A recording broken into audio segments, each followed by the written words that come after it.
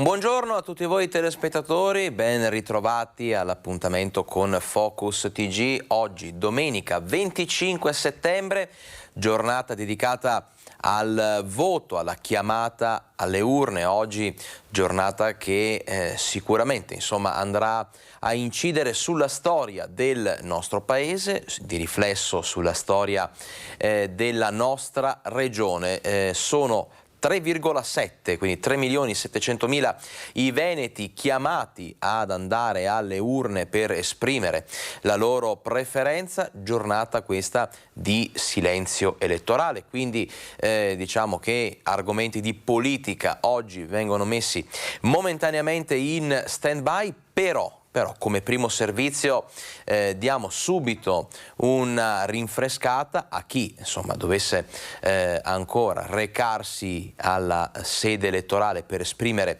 appunto il proprio voto, un piccolo promemoria di come si vota e di quando, fino a quando è possibile votare. Vediamo tutto nel prossimo servizio.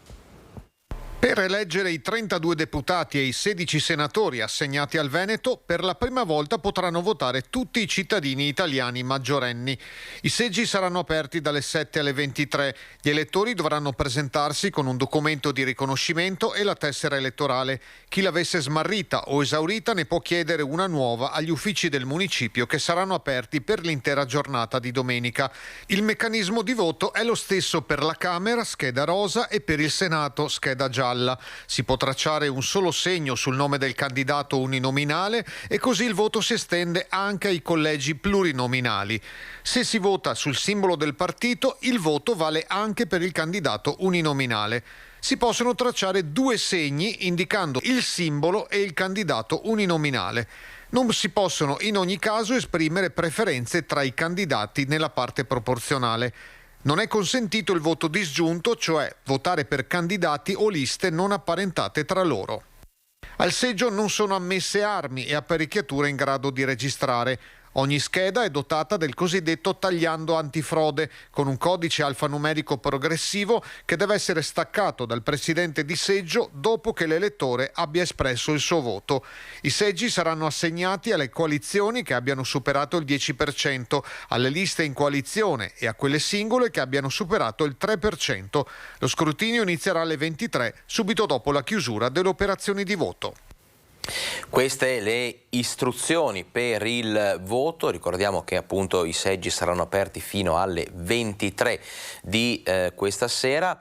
Ne approfitto già per lanciare un appuntamento importante qui proprio su Rete Veneta, perché questa sera a partire dalle 21:15 ci sarà una lunga maratona, una lunga diretta con uno speciale di Focus del nostro direttore Luigi Baccialli, dedicato proprio alle elezioni, e questa lunga diretta maratona riprenderà anche domani mattina a partire dalle 7:30 a oltranza per dare tutti gli aggiornamenti, tutte le ultime notizie, i collegamenti dalle varie sedi, dalle varie redazioni e tanti ospiti per andare a analizzare il voto dei veneti e il voto degli italiani in generale. Noi adesso apriamo la pagina di cronaca che ci porta a Vicenza. Si è conclusa la prima parte di una complessa indagine in tutta Italia, coordinata proprio dalla Procura di Vicenza. Ignari cittadini venivano ricattati via mail con false accuse infamanti. Vediamo. 16 decreti di perquisizione personale e domiciliare sono stati eseguiti in tutta Italia dalla Polizia di Stato su mandato della Procura di Vicenza in collaborazione con quella di Brescia nell'ambito dell'operazione denominata Kafka.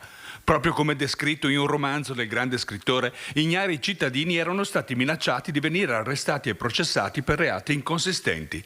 Attraverso mail contraffatte e con i loghi di diverse autorità giudiziarie, numerosi utenti della rete internet venivano accusati da reati infamanti legati al mondo della pedopornografia. Venivano concesse 72 ore di tempo per fornire eventuali memorie difensive.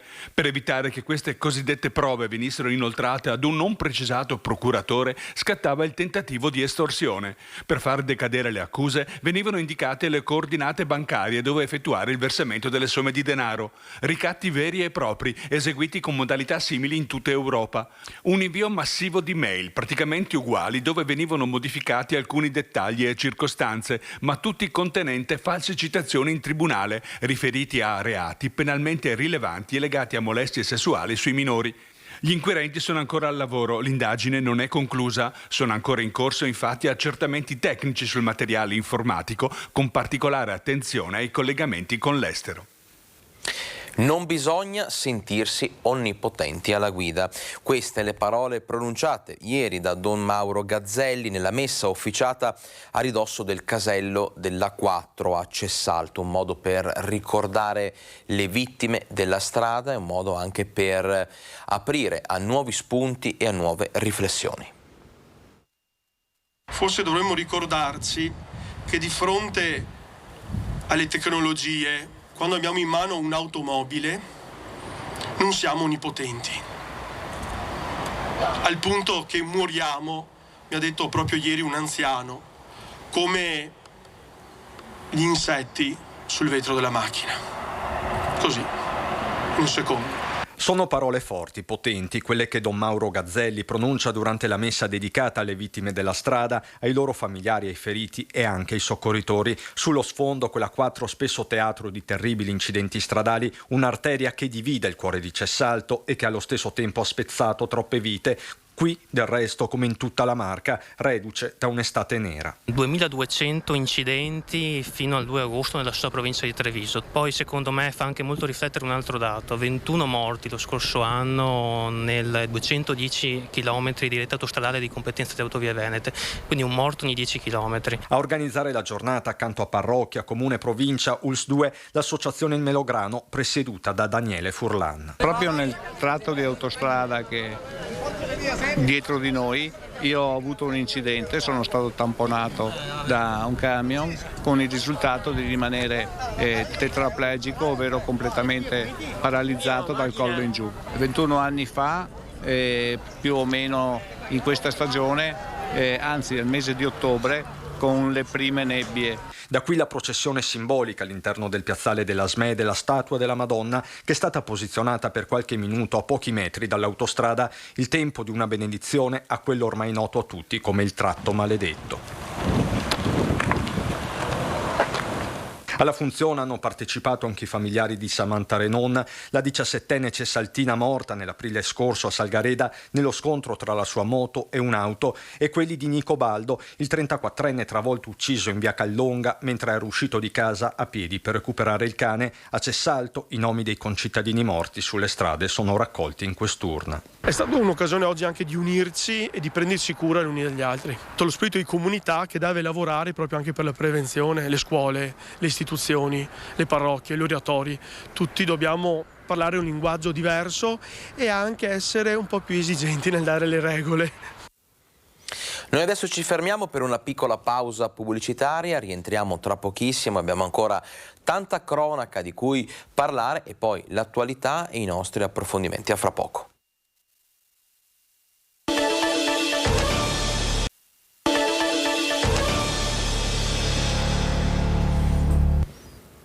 12:15, siamo in diretta, lo saremo fino alle 13 in questa giornata contrassegnata chiaramente dall'evento cardine di questa domenica 25 settembre, le elezioni politiche e a proposito vi ricordo l'appuntamento serale con Focus, con lo speciale di Focus del direttore Luigi Bacialli per seguire dal vivo tutta la fase di spoglio e analizzare, commentare exit poll e previsioni sul voto, e poi domani mattina un'altra lunga maratona a partire dalle 7:30, chiaramente sempre su Rete Veneta, con tutti gli aggiornamenti e con i commenti post elezioni.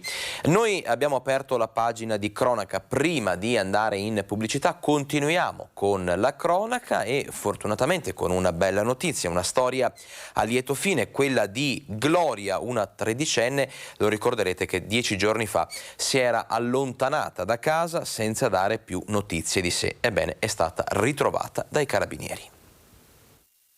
Grazie a questa attività, grazie alle attività svolte, siamo riusciti a circoscrivere l'area dove la minore verosimilmente orbitava negli ultimi giorni, e grazie a questa attività, diciamo, di localizzazione, ma soprattutto grazie alla segnalazione di un privato cittadino che segnalava la presenza della stessa all'interno di un'attività commerciale, di un ristorante dell'area nord di Vicenza, in particolare di Montecchio, si riusciva appunto a localizzare la stessa, e i colleghi della tenenza di Montecchio la prendevano in consegna e la affidavano al papà. E il lieto fine in cui tutti speravano, questa volta fortunatamente è arrivato. Quelli raccontati dal comandante dei carabinieri della stazione di Poiana Maggiore sono i momenti conclusivi della ricerca di Gloria, la ragazzina di 13 anni che si era allontanata da casa 10 giorni fa. L'allarme era stato lanciato subito dal padre che, dopo aver accompagnato l'adolescente alla stazione dei bus di Noventa a Vicentina per recarsi a scuola, non aveva più avuto notizie della figlia. All'istituto professionale dove studiava avevano certificato l'assenza lo stesso mercoledì 14 settembre. Immediato è scattato il piano provinciale di ricerca previsto in questi casi, mobilitando anche gli organi di informazione. Provvidenziale anche la presenza di un carabiniere donna nella pattuglia che alla fine ha individuato la tredicenne in un locale di Montecchio. L'atteggiamento e le modalità amichevoli dimostrate sono state fondamentali per conquistarsi la fiducia della ragazzina. Il Comando Provinciale di Vicenza, attraverso tutte le sue articolazioni territoriali, fin dall'inizio ha dato massimo impulso alle ricerche della stessa, disponendo che in ogni autovettura di servizi perlustrativi vi fosse una fotografia della ragazza al fine di consentire al personale una più agevole localizzazione della stessa.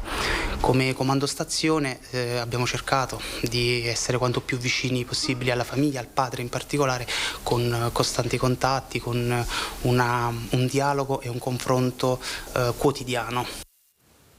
A Crespadoro un bambino di 3 anni è stato azzannato dal cane di famiglia. Crespadoro, è tardo pomeriggio quando un bimbo nella frazione di Durlo viene azzannato alla testa dal cane di famiglia. Secondo le prime ricostruzioni il piccolo di 3 anni e mezzo si trovava in un terreno di proprietà della famiglia quando il pastore maremmano lo avrebbe aggredito azzannandolo alla testa e alle gambe. Sul posto sono accorsi i medici del SUEM 118 con l'elisoccorso di Verona che hanno trasportato il bambino all'ospedale San Bortolo di Vicenza. Parliamo adesso del punto nascite di Asiago. Anche il sindaco Di Gallio chiede risposte e garanzie. Un caso, questo l'ennesimo, di disorganizzazione nell'ULSS 7 che preoccupa molto tutto l'altopiano. Serve un pediatra ad Asiago. Serve mantenere viva la fiducia delle mamme e dei cittadini nei confronti del nuovo punto nascite. Serve perché è indispensabile che un pediatra ci sia ad Asiago, anche sotto il profilo normativo, dato che il punto nascite è salvo per deroga, ma per il Ministero deve avere uno specialista H24. E tutto questo serve presto, anzi, subito. È un problema che attanaglia non solo l'ospedale di Asiago ma un po' tutta la sanità pubblica veneta, e noi confidiamo appunto in una rapida soluzione di questa problematica legata nello specifico alla pediatria. Emanuele Munari sposa le dichiarazioni del sindaco di Asiago, Roberto Rigoni Stern, che ha messo sul piatto anche un contributo per pagare l'affitto al pediatra che verrà, perché, lo ripetiamo, il punto nascite deve continuare a esistere e deve garantire la massima sicurezza alle famiglie dell'altopiano. La pediatria deve essere aperta, deve rimanere aperta, ma io aggiungo anche che deve rimanere aperta ma in sicurezza, perché non possiamo permetterci di mettere a rischio, a repentaglio la vita delle mamme partorienti e dei futuri nascituri. E ripetiamo anche un'altra cosa: la presenza del pediatra è prevista per legge. È una condizione necessaria per la sopravvivenza del punto nascite. Il rischio altrimenti sarebbe troppo alto e la montagna non può pagare anche questo dazio, non può subire un danno del genere. È davvero alto se pensiamo soprattutto al meteo avverso magari in tempo d'estate, ma soprattutto d'inverno, quando a fronte di una copiosa nevicata potrebbe magari accadere quello che nessuno appunto vuole vedere, e quindi per questo dobbiamo garantire H24 la sicurezza massima in quel reparto così importante che, ripeto, deve rimanere aperto. La montagna va tutelata, soprattutto in questi momenti che è la più bistrattata da un punto di vista anche economico. La montagna va tutelata anche attraverso l'erogazione di servizi così importanti come quelli sanitari, perché la salute è un diritto di tutti i cittadini. Questo ennesimo caso di disorganizzazione nell'ULSS 7 apre a ulteriori riflessioni sulla gestione dell'azienda sanitaria, e intanto la sanità è chiamata ancora una volta a dare risposte. Le pretende l'altopiano, le pretendono i cittadini e adesso le pretende anche la legge. Mettiamo per un attimo da parte la pagina dedicata alla sanità, la riapriremo più avanti con anche gli ultimi aggiornamenti per quello che riguarda il bollettino Covid. Adesso parliamo di attualità, un'attualità contrassegnata sempre di più dalle difficoltà di esercenti, imprenditori, famiglie e quant'altro nel far fronte all'aumento delle spese. Nel prossimo servizio bollette della luce alle stelle che costringono una gelateria a servire i propri clienti a lume di candela.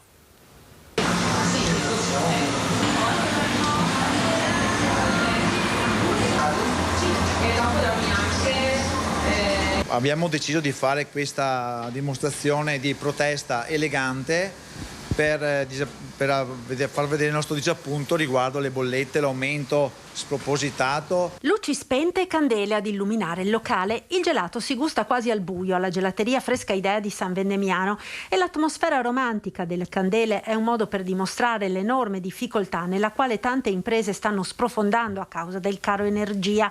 Di qui l'idea di spegnere le luci. La sera dalle 8 in poi, quindi quando viene buio e fuori ci sarebbero tutte le luci accese delle tende, sotto le tende, spegniamo tutto l'esterno, teniamo acceso solo il banco e il retrobanco, quello che ci serve per lavorare, per vedere quello che facciamo, e mettiamo delle candele per terra, sulle finestre e ai lati, e delle luci a LED ricaricabili con il sole, in modo da risparmiare un po' sull'esterno, ok, e su quello che è superfluo la sera. Logicamente questo toglie un po' di visibilità alla gente che passa, ma è un segno tangibile del nostro disappunto. Una protesta silenziosa ma visibile. La stagione non è quella adatta, ma adesso stanno arrivando le bollette, quelle sostanziose, e quindi abbiamo aspettato la prima, la seconda, la terza molto sostanziosa, che rispetto all'anno scorso siamo passati da 1.700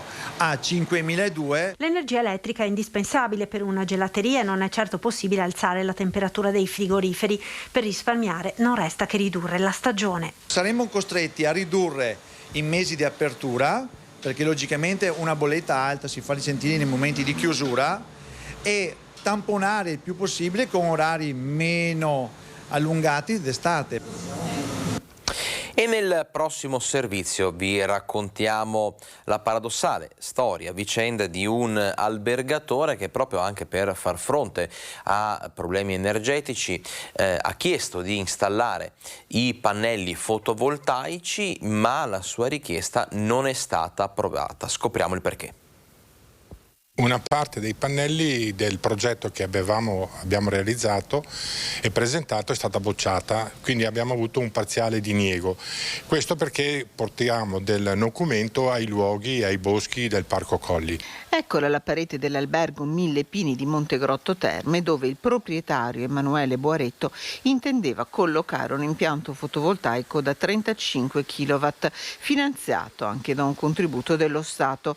Domanda inviata, autorizzazione negata dalla Soprintendenza Archeologia, Belle Arti e Paesaggio, che ritiene la superficie dei pannelli una soluzione di elevata percepibilità e negativo impatto per i boschi e il piccolo centro abitato di Turri, tutt'altra la volontà di Boaretto. Si trovava in un momento storico nel quale tutte le aziende che consumano molta energia, quelle le aziende energivore, ma non solo le aziende, ma anche le famiglie. Siamo praticamente stati colpiti da un cataclisma, da una catastrofe rappresentata dall'aumento dei costi delle energie. E noi avevamo inteso investire in questo campo per due motivi. Il primo, per far fronte a questi costi che sono sempre più alti e non far ricadere sulla clientela, con il rischio di non averla più in albergo, quindi non farlo ricadere l'aumento sulla clientela, e in secondo luogo perché siamo ormai maturi e comprendiamo che bisogna fare qualcosa per questo ambiente. È un'azienda energivora un albergo termale come questo. Qui le bollette sono passate dai 16.000 euro di luglio 2021 ai 55.000 euro di luglio 2022. Sempre qui lavorano una cinquantina di persone. Alla soprintendenza Emanuele Boaretto ha scritto inviando provocatoriamente anche le due bollette e nel frattempo incassa lo stop. Noi abbiamo chiesto di nuovo di rivedere la posizione, altrimenti noi saremo, pur essendo un'azienda collocata all'interno del Parco Colli, noi saremo condannati a sopportare questi costi alti. Se poi la soprintendenza ha delle idee per farci risparmiare, ben vengano, ma io dubito che questa cosa possa avvenire. Adesso noi andiamo in pubblicità, ci fermiamo per 2 minuti, ma rientriamo con tante altre notizie, tanti approfondimenti. Restate con noi.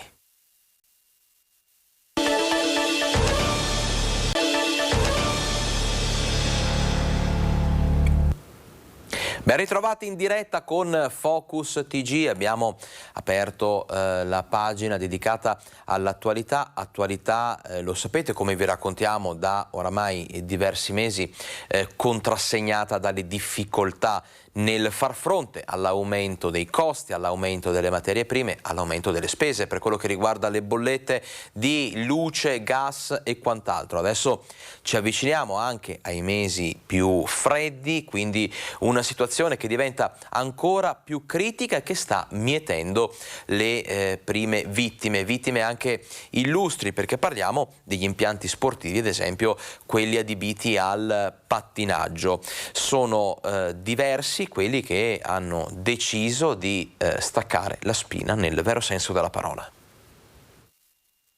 Ne resteranno 2, forse, Cortina e Feltre.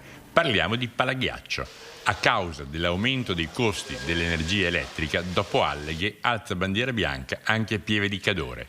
L'impianto di TAI non potrà essere aperto, con tutte le conseguenti ricadute negative sul territorio. Il Palaghiaccio ha rappresentato, soprattutto in questi ultimi anni, una opportunità importante, un volano importante per il richiamo turistico qui sul territorio, non solo per Pieve, per l'intero Cadore. A fare i conti c'è anche chi riveste la duplice veste di presidente dell'Hockey Club e di gestore del Palaghiaccio. Al momento tutti pensano a come fare ad aprire la pista di pattinaggio, noi compresi, il comune, gli sponsor cercano di aiutarti per dare, però poi una volta che hai fatto il ghiaccio ci sarà il problema di recuperare i soldi per fare l'attività, perché al momento ovviamente con la pista chiusa diventa anche difficile chiedere un aiuto, un contributo agli sponsor. Resta solo da sperare che le cose cambino, che scoppi la pace, che il prossimo governo sappia come metterci le mani. Ma le speranze sono poche. Stiamo cercando di elaborare un piano per avere almeno i mesi più freddi la possibilità di cercare di raccogliere i soldi sufficienti per aprire magari dicembre, gennaio, qualcosa di febbraio, qualcosa di novembre, anche perché settimana per settimana escono anche degli aiuti economici dallo Stato o dalla Regione. Se abbiamo la certezza che qualcosa arriva, proviamo ad aprire. Se si fosse tenuto aperto fino a marzo avremmo dovuto mettere a disposizione 450.000 euro. Che è una cifra? Una cifra impossibile, una cifra che sbilancerebbe il bilancio comunale per portarlo quasi al fallimento. Una roba impossibile da sostenere. Dal bellunese adesso ci spostiamo nell'Alto Vicentino, anche qua aziende in crisi, anche qua scelte drastiche, ve le riassumiamo nel prossimo servizio. I sopravvissuti del terzo millennio. Dopo la pandemia, il lockdown, la crisi economica, quella energetica, la guerra, la carenza delle materie prime, oggi fare impresa in Europa, in Italia, in Veneto è diventato fare impresa, sì, ma un'impresa da eroi. Abbiamo voluto raccogliere voci vere di chi tutti i giorni scende in prima linea. Se c'è bisogno si sporca le mani e rema controcorrente per produrre, per restare in piedi, per lavorare. Il lavoro c'è per 2 anni addirittura, ma non ci vogliono far lavorare. Ci stanno vietando di lavorare. Perché? Qual è la situazione della sua azienda a partire dalle bollette? Un raffronto l'anno scorso, quest'anno? La situazione della mia azienda è che in 4 mesi siamo passati da lavorare 2 turni su questo impianto che vedete spento a non lavorare. Per cui abbiamo provato a fare un turno solo, la settimana corta, non è servito a nulla. Le bollette continuavano ad aumentare. Oggi siamo costretti a non lavorare. Questa azienda dell'Alto Vicentino si occupa di recupero e lavorazione di metalli. È andata avanti fino a oggi, superando le tempeste economiche che hanno imperversato in Italia negli ultimi anni, ma adesso il caro bollette la costringe a fermare gli impianti. Io lascio a casa a malincuore 18 dipendenti. Il costo dell'energia è moltiplicato 6 volte, passando da 11 centesimi a kilowatt a 60 centesimi e le bollette per questa azienda sono passate da 25.000 euro a 150.000 euro al mese, rendendo vani gli investimenti fatti per acquistare gli impianti, ora fermi. È una crisi del sistema produttivo di troppe aziende. Si parla di energia elettrica, ma oggi il problema non è solo l'energia elettrica, è tutto un aumento indiscriminato di tutte le materie prime, dal cartone che oltre a essere aumentato si fa fatica a trovarlo, dalle materie plastiche, dagli imballaggi, dai trasporti. Cioè oggi è un sistema che in questo modo non regge. Un'altra voce, ma lo spartito è lo stesso per questa azienda attiva nel settore degli alimenti. Stare sul mercato e essere competitivi in Europa oggi per le imprese venete italiane è diventato impossibile. Non è pensabile in un'Europa che si parla di Europa, di far parte di una comunità, di un'Europa unita, dove in Germania, dove in Francia, dove in Spagna l'energia elettrica costa un quarto, la metà, noi partiamo svantaggiati. Il rischio è quello di avere un'ecatombe di licenziamenti, di attività produttive che chiudono, di risorse economiche perdute con effetti devastanti sul sociale. C'è bisogno di un intervento immediato dello Stato. L'unica soluzione è quella che intervenga lo Stato e che ci dia un aiuto concreto sul 70% delle bollette. Almeno la soluzione che vediamo noi è questa, per le aziende energivore, perché non si riescono più a coprire i costi di produzione. Certezza delle regole, certezza delle leggi, questo è quello che chiedono i commercialisti, sia per tutelare le aziende che per provare a venire a capo alle richieste degli imprenditori in difficoltà sempre maggiore. Il caro energia e la carenza di materiali si abbatte come una mannaia anche sulle aziende trevigiane che avevano ricominciato a correre dopo lo stop della pandemia. Una congiuntura che rischia, se protratta nel tempo, di avere conseguenze molto serie sul tessuto imprenditoriale. L'analisi della situazione, conti alla mano dall'Osservatorio dei commercialisti. Stavano cominciando a ripartire, c'erano ordini in portafoglio, vivacità, idee, operazioni di compravendita e questa situazione crea un'incertezza che blocca e mette in difficoltà anche le aziende del territorio. Le aziende più forti, le aziende magari più forti dal punto di vista così finanziario, ovviamente possono reggere di più questo pesante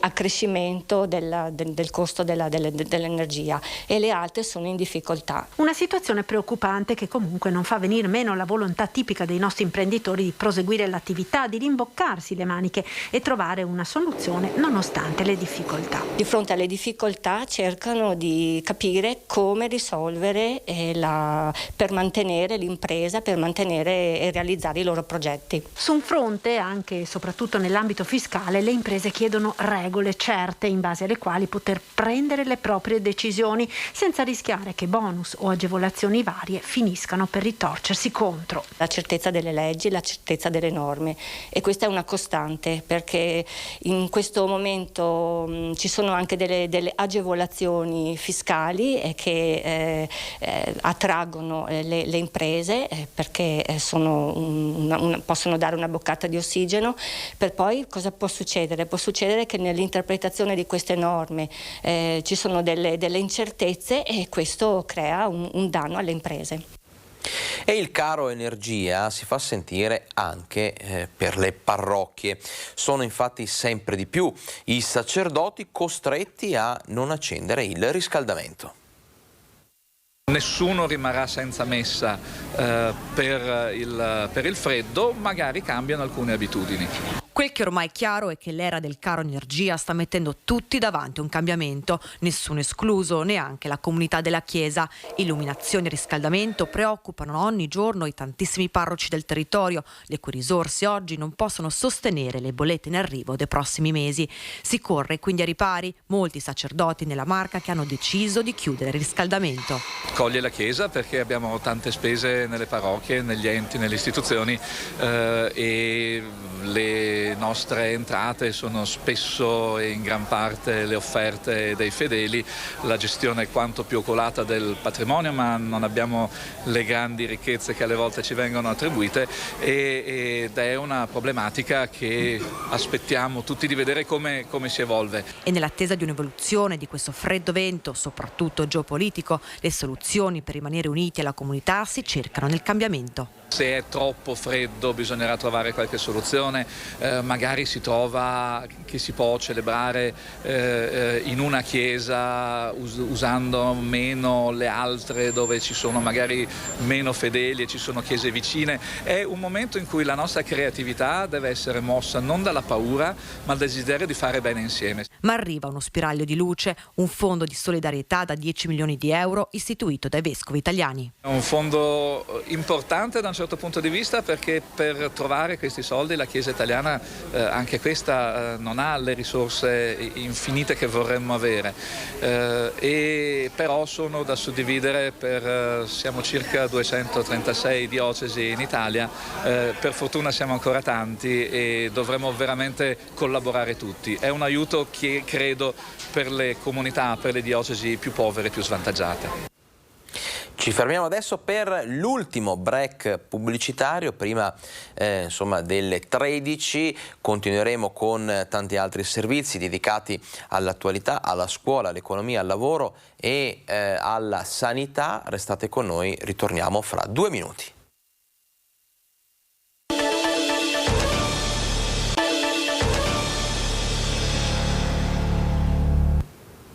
Ben ritrovati a Focus TG, continuiamo con i nostri servizi. Parliamo adesso di un tema che è legato sicuramente a fatti di cronaca, ma che sta tenendo botta anche per quello che riguarda l'attualità, le discussioni fra due mondi, quello del lavoro e della scuola. Parliamo proprio dell'alternanza scuola-lavoro. La vicenda drammatica, lo ricorderete, di Giuliano De Seta, lo studente che ha drammaticamente perso la vita in un'azienda proprio mentre si trovava impegnato in un progetto di alternanza scuola-lavoro, sta facendo mettere in discussione da più parti questo tipo di percorso formativo. I dirigenti scolastici però difendono questa misura e dicono è una grande occasione di crescita. Serve però più dialogo tra il mondo della scuola e il mondo del lavoro. L'alternanza scuola-lavoro, che oggi viene chiamata PCTO, si fonda su un patto tra scuola e impresa. È regolata da una normativa molto chiara che vieta, ad esempio, agli studenti in tirocinio di partecipare a trasferte nei cantieri oppure di eseguire mansioni riservate ad operai specializzati.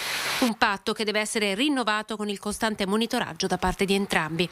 A spiegarlo è la dirigente dell'Istituto Tecnico Industriale Max Planck di Lancenigo. Per i tecnici la norma riserva 150 ore di alternanza scuola-lavoro.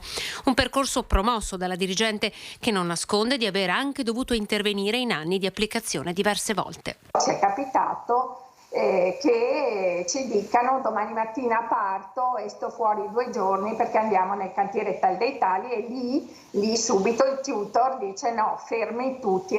Ma difende la misura come straordinaria occasione di crescita e formazione per i ragazzi. Torno a dire, non priviamoci di una esperienza che risulta veramente fondamentale. studiamola e approfondiamola, ma manteniamola. Il sistema che paga, spiega Paul, che ha attivato già al biennio ore di formazione sulla cultura della sicurezza, è far dialogare costantemente scuola e imprese. Va stretta veramente un'alleanza con le aziende e quindi il rapporto tra il tutor aziendale e il tutor scolastico è fondamentale. Instaurare il dialogo significa perdere molto tempo perché le aziende devono trovare nella scuola un interlocutore. Sul fronte del contenimento del Covid anche a scuola la curva dei contagi è in salita. Su 1.300 studenti i casi sono già 35 gli insegnanti positivi e c'è già chi sta scegliendo autonomamente di tutelarsi. Ora come ora cerchiamo veramente di gestire come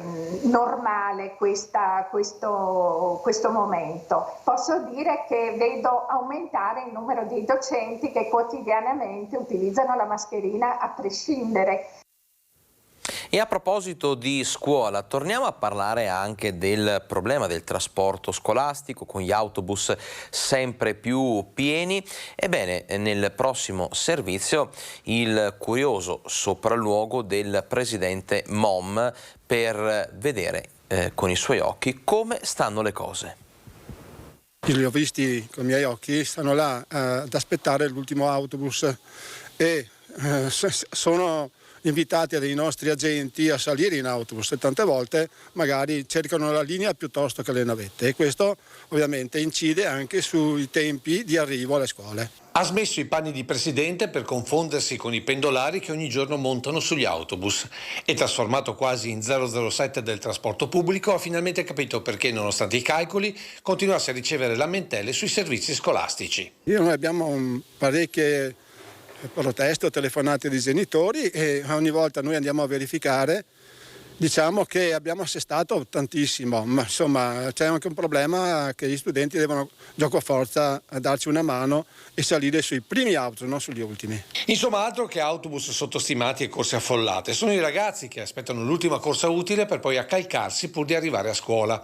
E questo nonostante gli inviti del personale quotidianamente dislocato sulle principali fermate. Che non prendano l'ultimo autobus, perché l'ultimo autobus magari arriva appena nell'orario previsto con la scuola e quindi magari succede che c'è qualche intoppo di circolazione e quindi si arrivano in ritardo. Il sospetto è che molti ragazzi puntino a saltare giustificati la prima o le prime ore di lezione.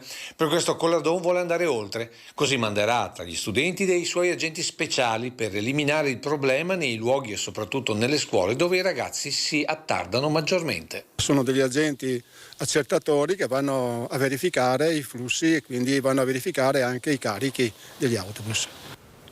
Voltiamo pagina, sono iniziate le operazioni di abbattimento dei capi presenti nell'allevamento amatoriale di Silea colpito da un focolaio di aviaria. Sono iniziate oggi le operazioni di abbattimento dei 700 capi presenti nell'allevamento amatoriale Casavecia di Silea. Una misura severa ma necessaria per circoscrivere il focolaio e fare in modo che altri allevamenti intensivi possano essere contagiati.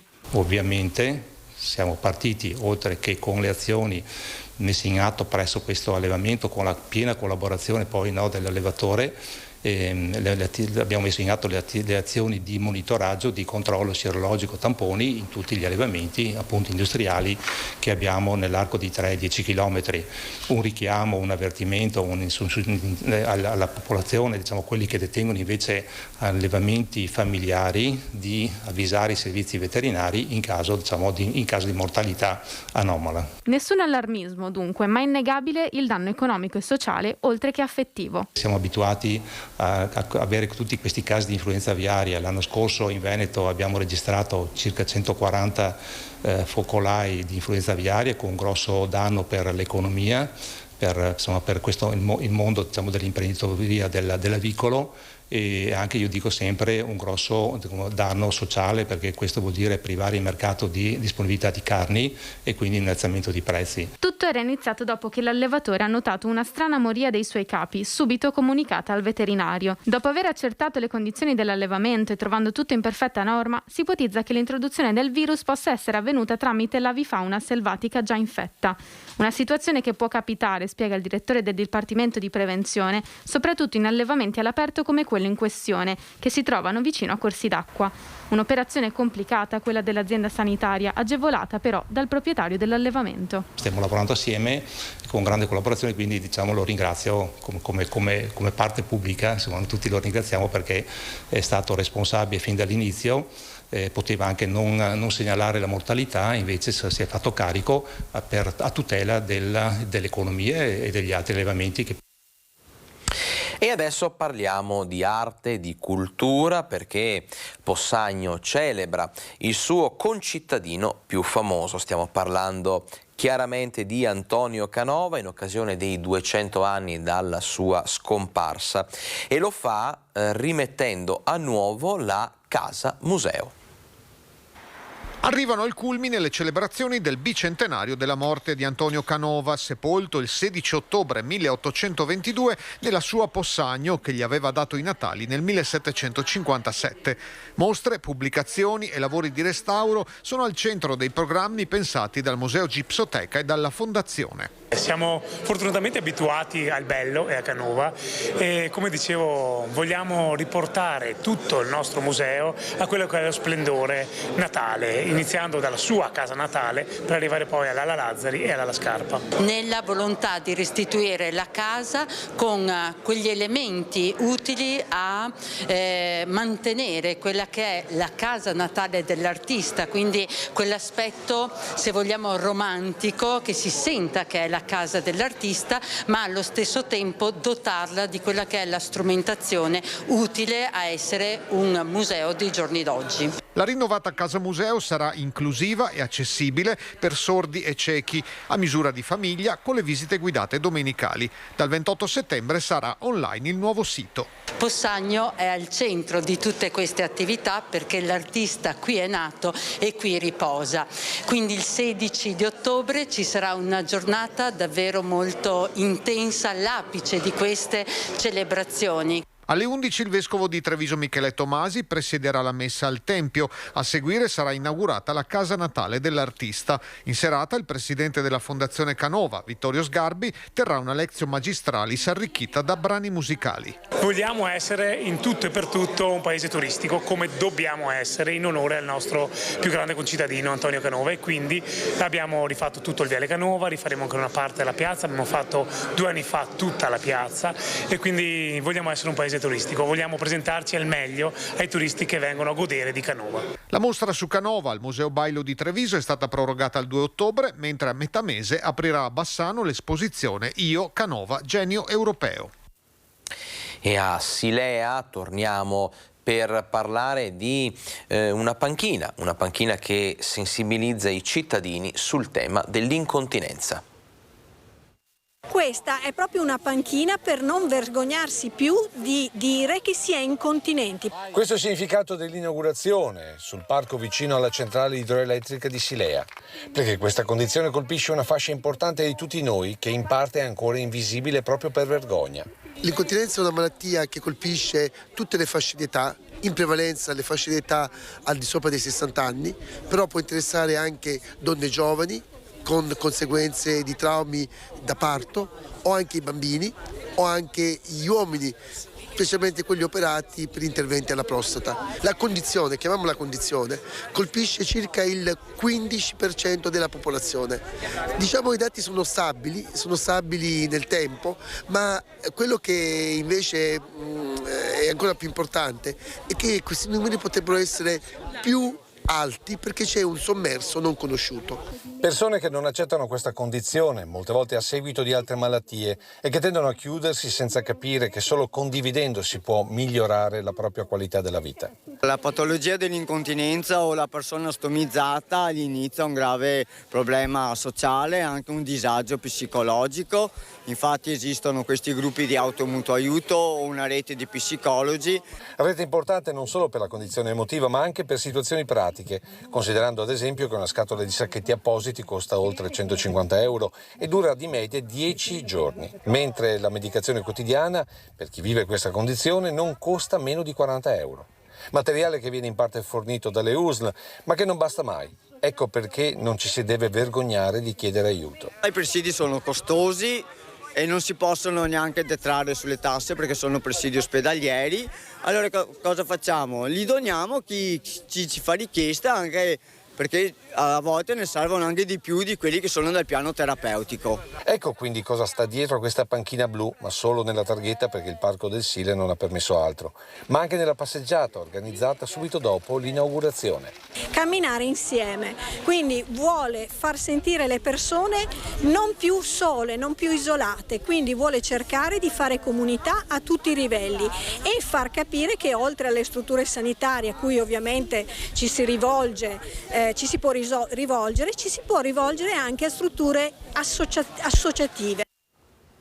E dopo 2 anni di stop causa pandemia, quest'anno è ritornata la Fiera del Soco. Ebbene, è stato un grandissimo successo. Nel prossimo servizio riepiloghiamo com'è andata. Un'edizione direi stratosferica per la presenza dei visitatori.